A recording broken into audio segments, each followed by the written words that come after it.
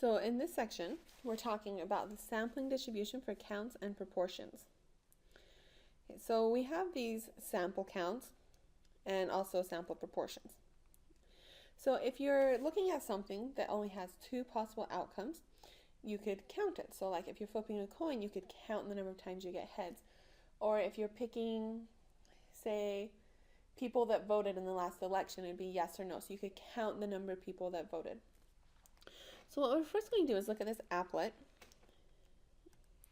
In this applet, you can see this candy machine has a bunch of Reese's Pieces. And when we draw a sample, it's going to pick out a certain number of candies, and then we'll count how many are orange. So first we can set the probability of the orange, and we say let's draw 25 candies, and then we'll count how many are orange. So as we draw the sample, you can see that we got out of the sample 11 orange candies. And if we tried again, this time we got 10 orange candies. And again, 16 orange candies. Every time you take a different sample, you'll get a slightly different result. Okay. We could draw some more samples. So we got 10 candies and 12 candies, 13, 11, 11, etc. And so you're going to get, again, a different result for how many orange candies you get every time. Now notice down here, we're actually graphing this, so we're doing just a little histogram down here, or a dot plot. So here we've had 10 twice, and then we've had 11 3 times, a 12, 2 13s, and a 14. So let's go ahead and do this quite a few times. Let's do it 100 times. And notice now we have this dot plot, and you can kind of start to see a bit of a distribution. Let's draw a few more samples. So we can keep going, and it just redistributes it. And you can see, what are we starting to look like? We're starting to look like the normal distribution. So as we do this more and more times, the different possibilities we can get for our count start to look like a normal distribution. So we're most likely to get 12 orange candies. We're still pretty likely to get 11 or 13 or even 10 and 14 are still pretty likely. But like 6 orange candies or 19 orange candies isn't very likely. And we could draw a few more samples. And as we do more and more, it will just start to look more and more like the normal distribution. So this is what our distribution looks like for our possible counts.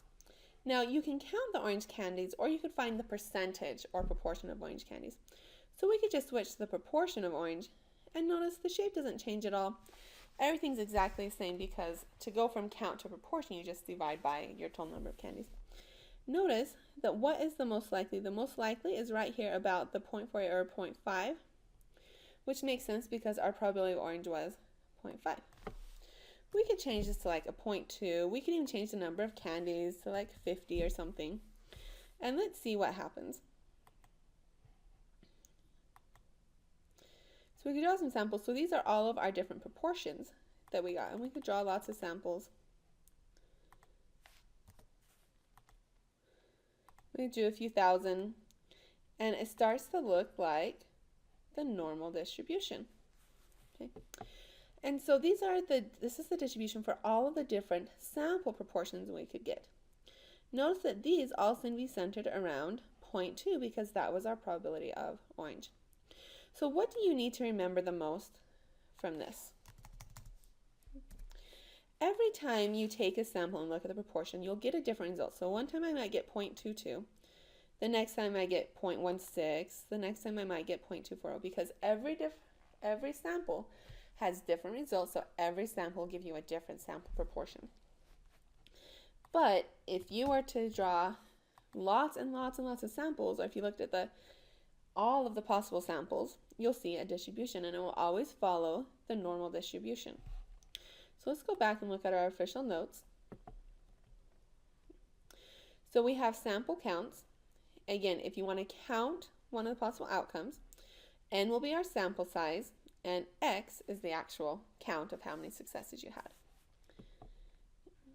Now, how would you actually find the sampling distribution, or the distribution of all the possibilities? Well, if our population has a proportion P of success, so like 50% orange or 20% orange, then we have P. And if our population is much larger than our sample, then our count of successes is approximately the binomial distribution, which means because it's binomial, we know how to find the mean. The mean of x is just going to be np, and the standard deviation of x is going to be the square root of n times p times 1 minus p.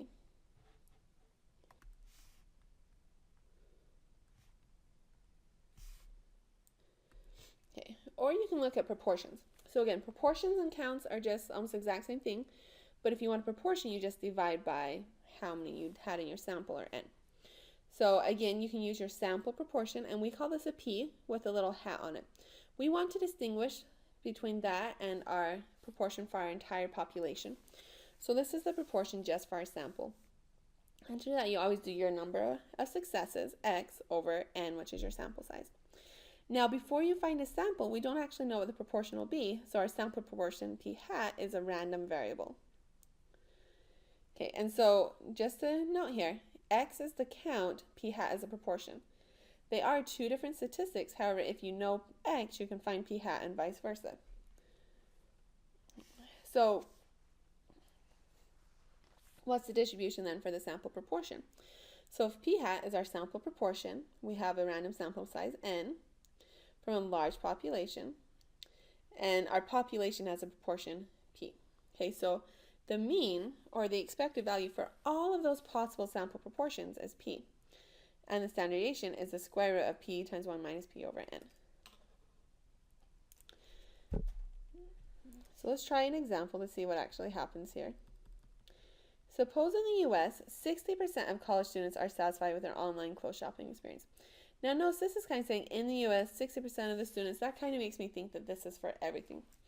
So that makes me think that my population proportion is going to be 0.6. Let's see, we want to randomly sample 2,500 students, so that means n equals 2,500. What is the mean and standard deviation of the sample proportion of students who are satisfied? So mean of the sample proportion, so mean of p hat. Now our formula says that's just going to be equal to p, so it's just going to be 0.6. And that makes sense because the expected value for your sample proportion should be 0.6. It should be the same as your population proportion. Oh, I did the wrong symbol there. Sorry, guys. The mean for p hat is going to be 0.6. The standard deviation for p hat is going to be the square root of p times 1 minus p over n. So the square root of 0.6 times 1 minus 0.6 over 2,500, which gives me 0.00979. Okay, so we now know our expected value and our mean for all of the possible sample proportions. Now, one thing you might have noticed here is you might be thinking, okay, this is all nice, but this is when we actually have our population proportion, p equals 0.6. But most of the times in statistics, we don't know our population data. We only know our sample data, and we want to estimate the population. So this is how you estimate the population proportion. We'll estimate the population proportion p with our sample proportion p hat. So p hat is our best guess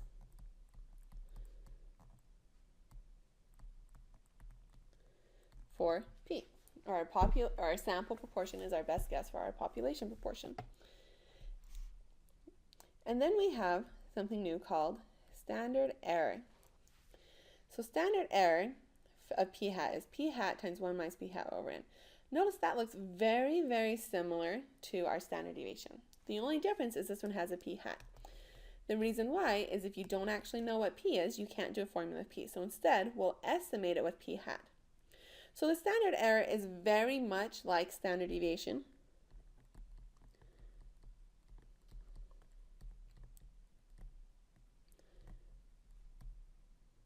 The only difference is that, again, it's not going to be exactly correct because we're using p hat, and p hat's not exactly the same as p.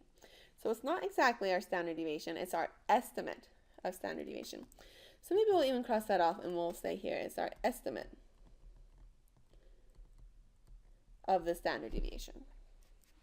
So our standard error, or which we call SE, of an estimate tells us how close our estimate should be to the true value of the population parameter. So most of the time, an estimate should be within 1 or 2 standard errors of the true value of the population parameter, which should make more sense when we actually try an example of it.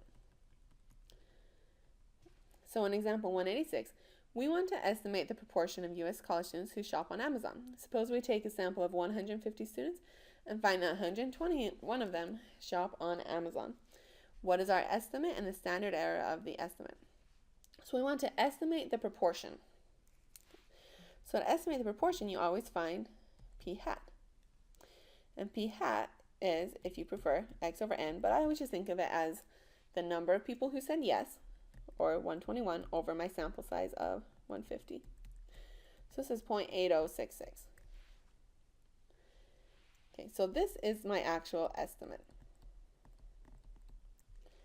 And now we can find the standard error of p hat by using our formula p hat times 1 minus p hat over n.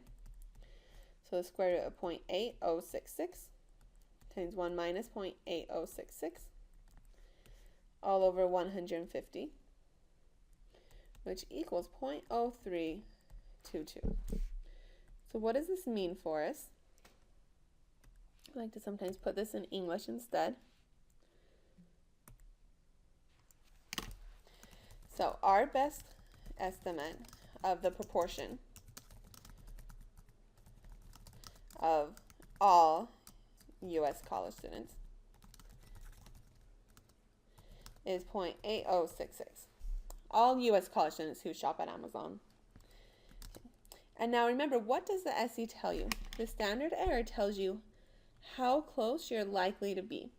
So we'll probably be within 1 or 2 standard errors.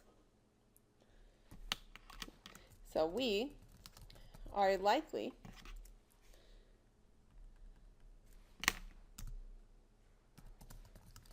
to be within your standard error 0.0322.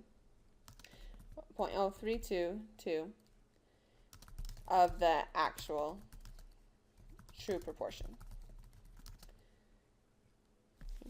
And if you times that by 2, we are very, very likely to be within 0.0644 of the actual true proportion. So you're likely to be within 1 standard error, and you're very, very likely to be within 2 standard errors.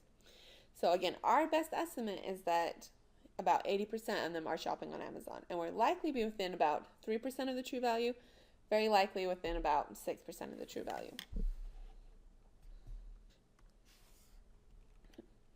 And then it shouldn't surprise you, the next thing we're going to talk about is the normal approximation for counts and proportions. Okay, because if we did this for means, we'll probably want to do it again for counts and proportions. So when we look at this example, okay, notice that I have here binomial distribution, because we know that counts have a binomial distribution.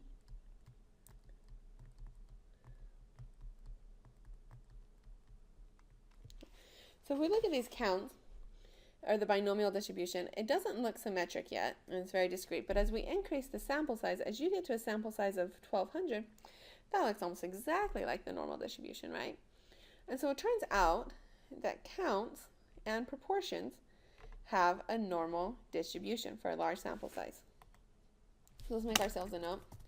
Counts and proportions have a normal distribution if you have a big sample size.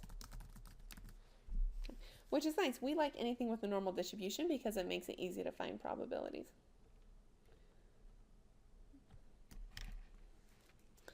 And when you look at this, let's see, if we have a simple random sample from a large population, n is large enough, the sampling distribution of x and p hat are approximately normal.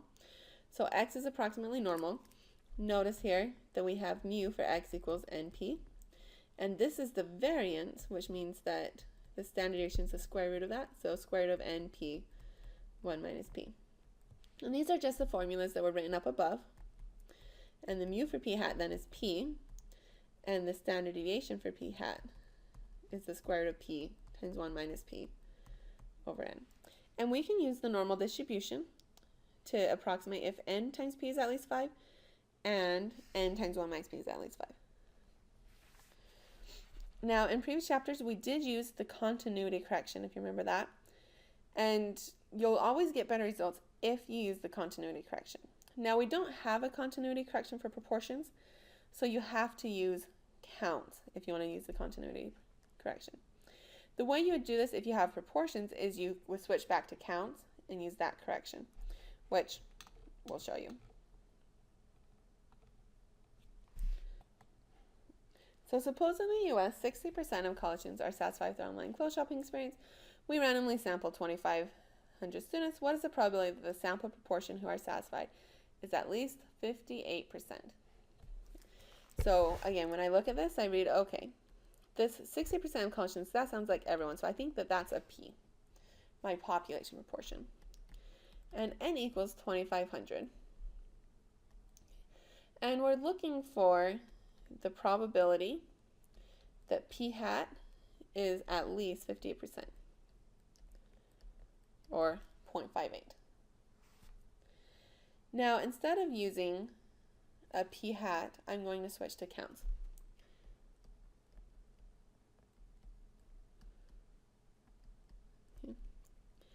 So X is always just going to be N times P hat. So 25,000 times 0.58 equals 1450. So we're really looking for the probability that X is at least 1450.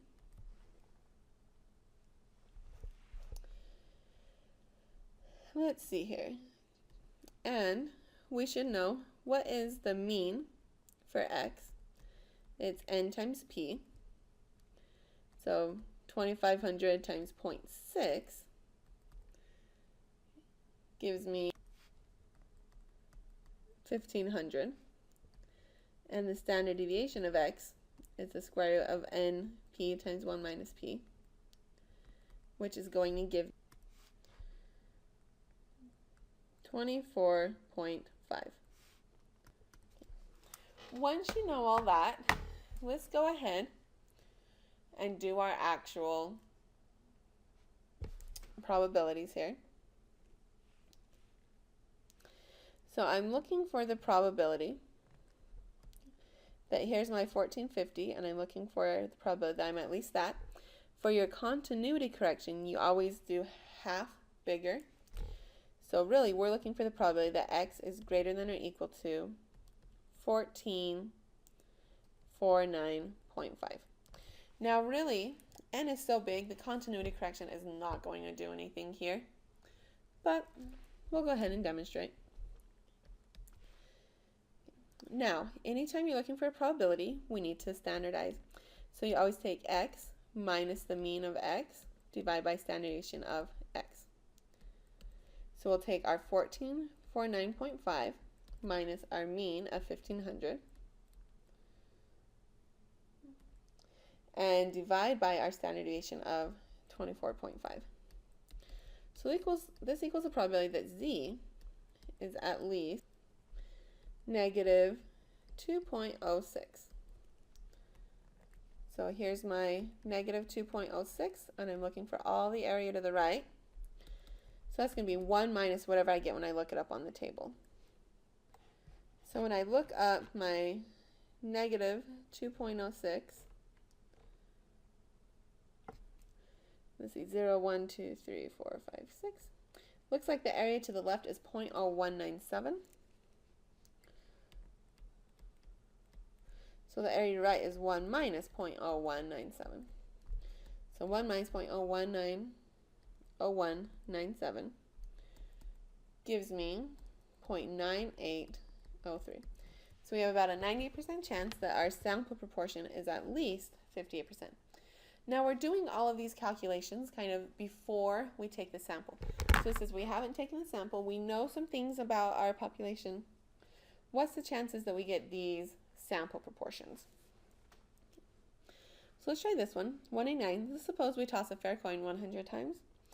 Find the probability that the number of heads is between 36 and 62. So looking for the probability that x is between 36 and 62. Let's see, it tells us it's a fair coin, so even though it's not saying it specifically, if it's a fair coin, the probability of heads must be 0.5. And we're tossing it 100 times, so n equals 100. Before you start trying to find probabilities, you always want to come over here and say, okay, well, what's the mean and standard deviation? So the mean is NP, so 0.5, or let's write in the correct order, 100 times 0.5, which is 50. That makes sense. You would expect 50 heads. And the standard deviation for counts is NP times 1 minus P, which is going to be 5. Okay, now that you know that, we can find our probability. So probability that x is between 36 and 62 is going to be, wait, we better do the continuity correction. So let's do that before we continue. So here's 36, here's 62. You want to add 0.5 to each side because you're looking for stuff in the middle. So let's go to 62.5 and over here to 35.5. So probability that x is between 35.5 and 62.5. So to me, it's just easier to draw a picture each time than memorize the rules for continuity correction that you see in the textbook. Okay, now we have to standardize.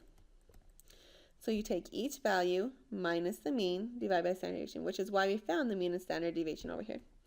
We'll do 36 minus 50 over 5. And then we'll write x minus the mean of x over standard deviation of x to remind ourselves what formula we used. And 62.5 minus the mean, which is 50, over standard deviation of 5. So we have the probability, the z is between negative 2.9 and 2.5.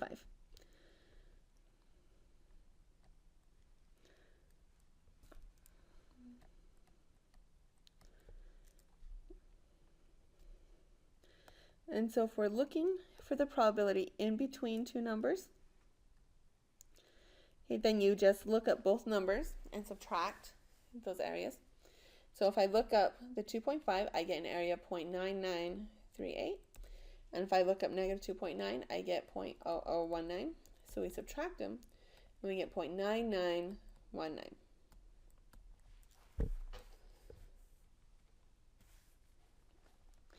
Now in this one, we're continuing our same example, but now let's find the probability that the sample proportion of heads is 0.53 or higher. So now we're looking for the probability that p hat is at least 0.53. And let's just switch to counts. So x is just always like n times p or n times p hat. So 100 times 0.53 equals 53. Or saying your percentage of 53% would be the same as getting 53 actual heads. So really, we want to find the probability that x is at least 53. Again, we switch it to x just so we can use the continuity correction. So here's my 53, and I'm looking for the area to the right. So continuity correction, add on the 0.5 area, means this will be 52.5. So we want the probability that x is at least 52.5. And you always have to standardize, so you do x minus the mean of x over standard deviation of x. So 52.5 minus the mean of that. Now this is the same problem as up above, so we can reuse our mean and standard deviation. So minus 50 over our standard deviation of 5. So this equals the probability that z is at least 0.5. So here's my 0.5, and I want the area to the right, so I'm going to have to use the complement rule again. So when I look it up on the table, I get 0.6915, but that's the area to the left. I want the area to the right, so we'll do 1 minus 0.6915. So 1 minus 0.6915 gives me 0.3085.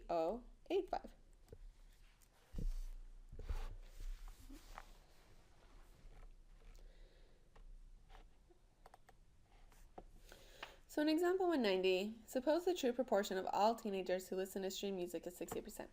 Now they're telling us we suppose that we know that true proportion for all the teenagers, and so that would be a population proportion. So that is our P. So P equals 0.68. If we take a sample of 1,000 teenagers, so N equals 1,000, what is the probability that P hat is less than 0.6? So we're looking for the probability that P hat is less than 0.6. Now we're going to do this one differently, okay, because it says our sample size is large enough, let's skip the continuity correction. So anytime you're getting in sample size of like 500 to and up, really your continuity correction isn't going to do anything. Even after a couple hundred, it's probably not going to do that much for your sample size. And so really our very first example on this page, we definitely could have skipped the continuity correction again.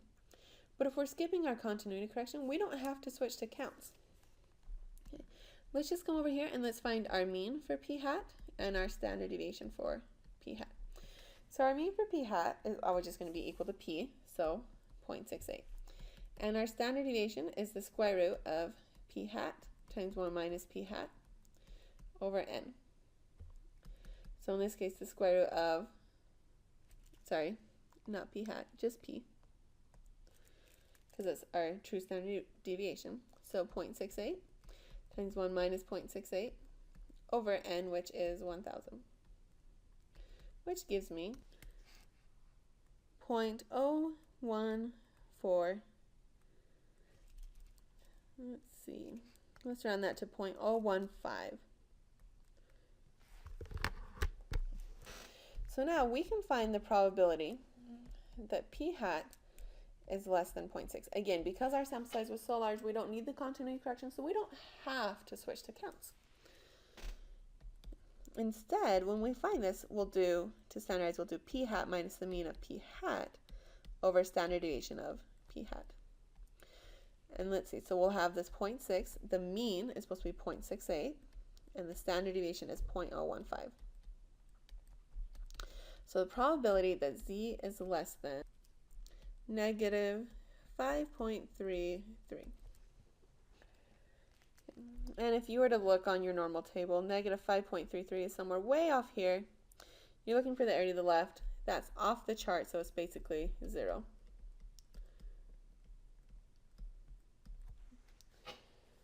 So because we're taking such a big sample size, we'd expect our sample proportion to be very close to our true proportion of 68%, and 0.6 is actually quite far away.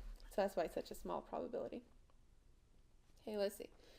This next one, we toss a biased coin 150 times and get 37 heads. We want to estimate the true probability of heads for this coin. What's the estimate and what's the standard error of the estimate? Notice how this problem is different from everything we've done so far. Okay, all these on this page. Because it tells us you tossed the coin and you got your heads. This is saying we actually took the sample. Everything else is saying so far, like, if we take a sample, we haven't actually taken the sample, we're trying to figure out what the probabilities are if we take the sample. But on this one, we actually took the sample.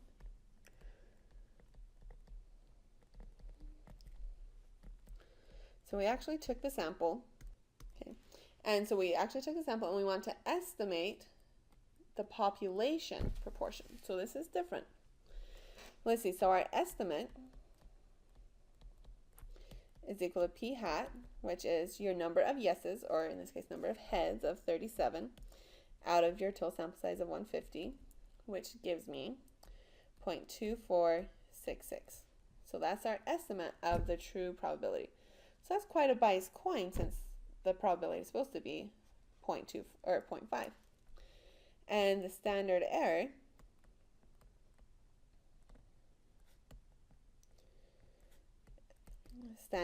of P hat is equal to square root. So it's the same as your standard deviation formula up here of P times 1 minus P over N. But we don't know P, so we have to put in a P hat.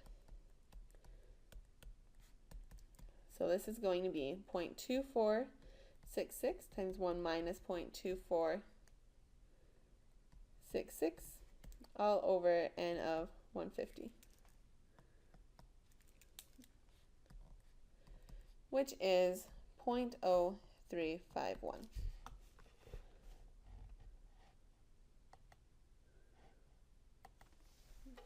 So our best estimate of the true probability